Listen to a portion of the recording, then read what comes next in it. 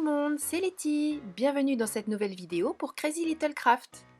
Aujourd'hui, je vais utiliser notamment la planche Paresseux que j'ai eu le plaisir de dessiner pour Crazy. J'espère qu'elle vous plaît autant que j'ai eu de plaisir à la dessiner.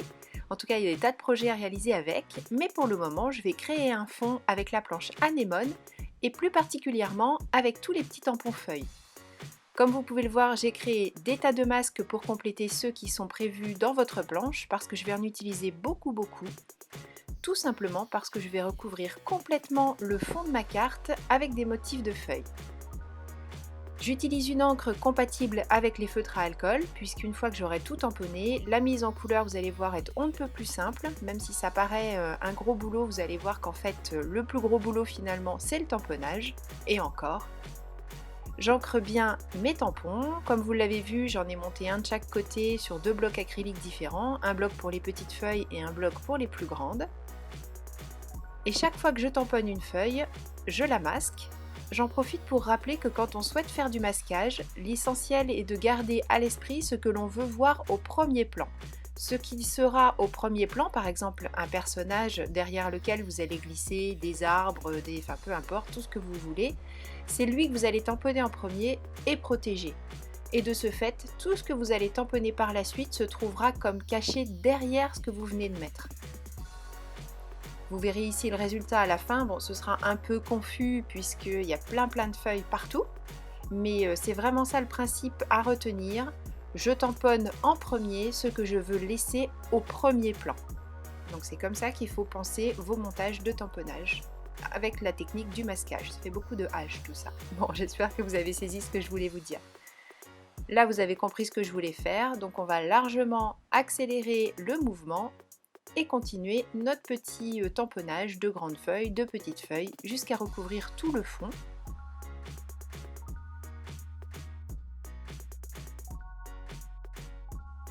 Et bien sûr, quand j'aurai fini de couvrir tout le haut de la carte, par exemple, je pourrai utiliser les masques qui se trouvent en haut, les enlever et les utiliser pour les lignes qui sont plus en dessous, de manière à non plus pas avoir à découper trop de masques.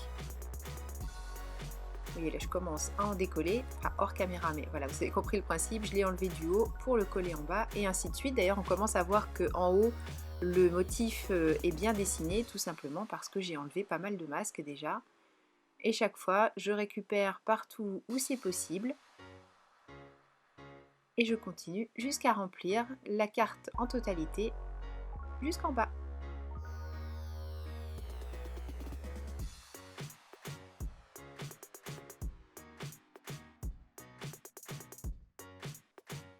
Ensuite, la mise en couleur au feutre à alcool. J'ai choisi 3 tonalités de vert et la première, comme vous le voyez, je la passe en intégralité sur le fond de ma carte. Pour ce faire, j'utilise la grosse pointe biseau de mon feutre Spectrum noir du coup. Je fais un aplat le plus régulier possible. Même si là, si quelques endroits restent d'un vert un petit peu plus clair, ça ne me dérange pas vraiment puisque je souhaite obtenir quelque chose d'assez naturel entre guillemets. Là j'avais oublié un petit masque. Donc quelque chose d'assez naturel. Et dans la nature, tout n'est pas vert uniforme, bien sûr, il y a des tas de nuances.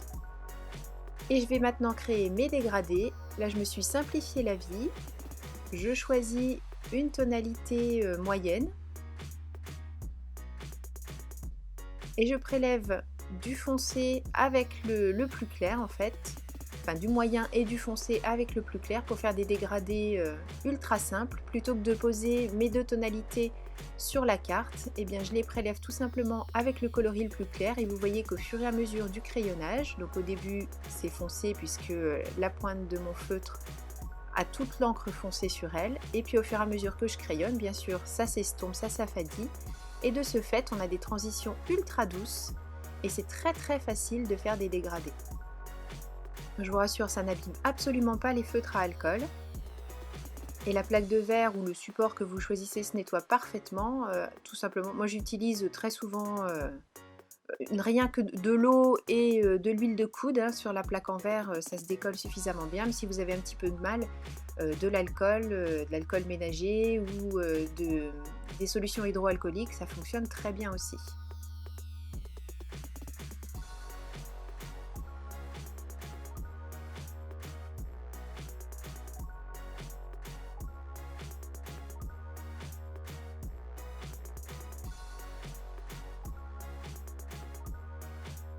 Alors bien sûr, ça demande un petit peu de travail, aussi bien sur le tamponnage que sur la mise en couleur. Mais franchement, c'est exactement le résultat que je souhaitais obtenir, cet effet un petit peu jungle que je voulais mettre derrière le paresseux. Je suis très satisfaite d'avoir fait ce fond et surtout qu'il ait rendu pour une fois exactement ce que j'avais en tête.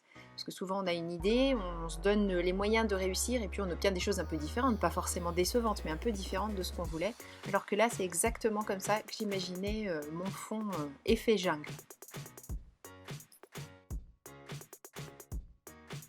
Alors pour l'instant, on laisse le fond un petit peu de côté et on va passer au paresseux. Je choisis celui qui est sur le haut de la planche.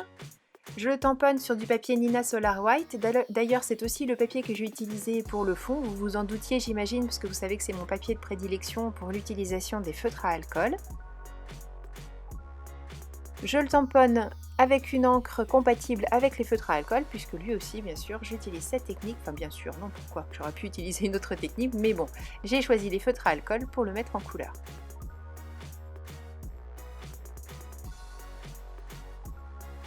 Pour le paresseux, une mise en couleur avec des tonalités de beige. Je commence par un aplat, alors cette fois-ci je ne déborde pas de tous les côtés tout simplement parce que même si je découpe le motif, si ça dépasse un petit peu sur ce qui va être enlevé, ça n'est pas très grave.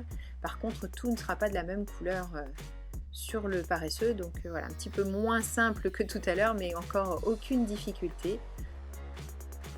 Comme très souvent, je fais l'aplat de base avec ma couleur la plus claire et ensuite je réalise différentes nuances, soit en crayonnant directement sur mon papier et en utilisant les tonalités plus claires pour fondre les plus foncées, soit en utilisant la plaque de verre, mais en tout cas, contrairement à ce que j'ai fait déjà tout à l'heure avec le feuillage, je me mets sur du papier. Comme je l'ai déjà expliqué quelques fois, je travaille sur une plaque de verre, donc forcément elle n'absorbe pas le surplus d'encre. Et même si j'utilise du papier Nina Solar White, bon là les quantités d'encre ne sont pas trop importantes donc il y a moins de risques, mais si toutefois vous saturez votre papier avec de l'encre et que vous êtes sur un support non poreux, l'excès d'encre risque d'être repoussé par la plaque de verre ou le plastique sur lequel vous travaillez et ça risque de baver en dehors des limites que vous êtes fixées avec le tamponnage, donc c'est quand même dommage. C'est pour ça que travailler sur un autre papier, ça permet d'absorber les éventuels débordements et puis ça évite que ça ne bave au-delà de ce que vous souhaiteriez.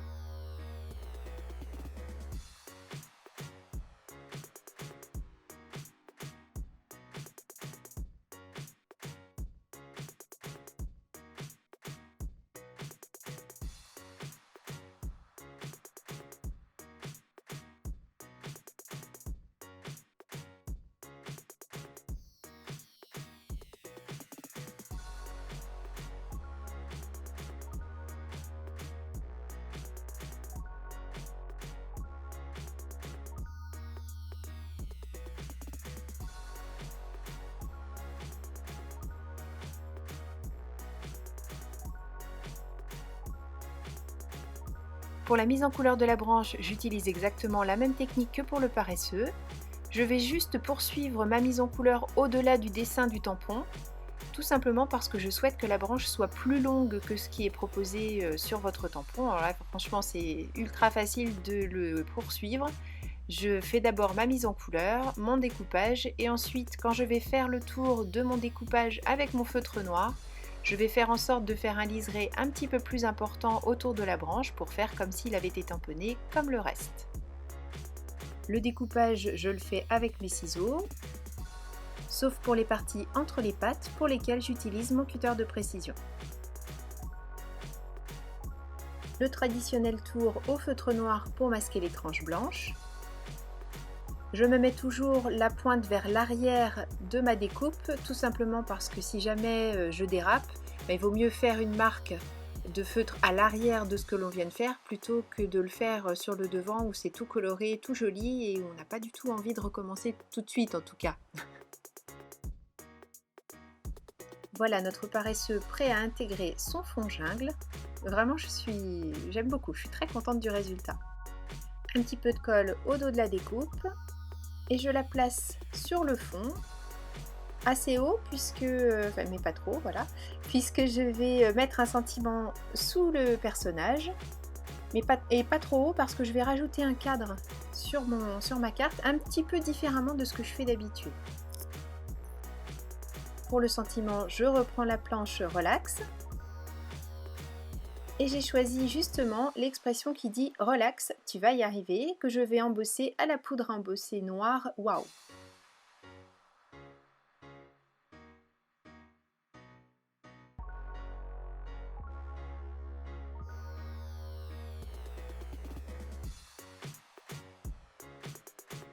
Je trouve que relax ressort très bien, mais tu vas y arriver un petit peu trop fondu.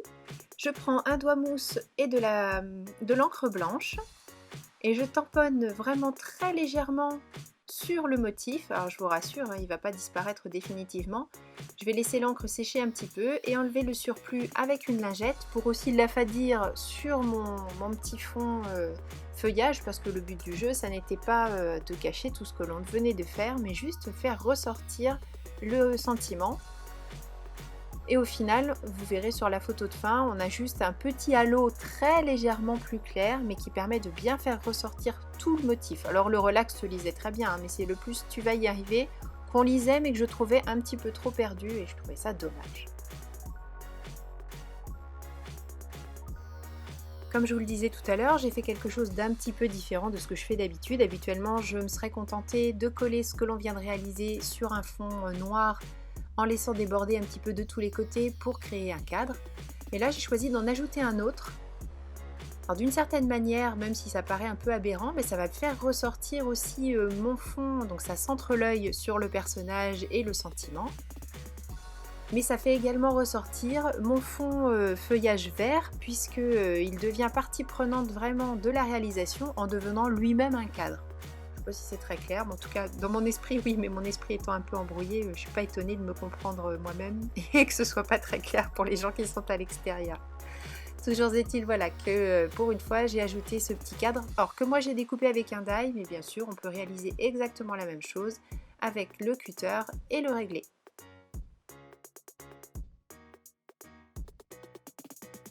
Et c'est la touche finale à cette carte. Merci beaucoup d'avoir suivi cette vidéo. Je vous donne rendez-vous très vite pour une nouvelle création pour Crazy Little Craft. D'ici là surtout, prenez bien soin de vous, créez et partagez. Gros bisous, bye bye.